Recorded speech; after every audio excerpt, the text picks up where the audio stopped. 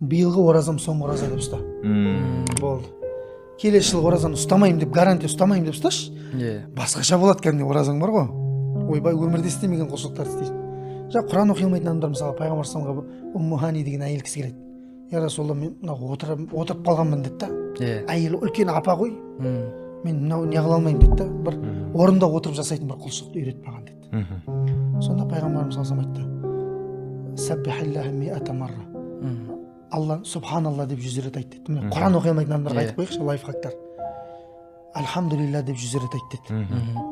Ла илаха иллалла деп 100 рет айт деді. Аллаху акбар деп 100 рет айт деді. Яғни субханалла, Алла кемшілік сипаттардан пәк. Альхамдулилля, бүкіл мадақ Аллаға тән. И Алладан өзге құдай жоқ. Соңғысы Алла барлық нәрседен үстем. Осыны айт деді. 100-ден айт деді. Бір күнде Алла жолында 100 атты ерттеп сыйға тартқанмен бірдей деді. Субханалла.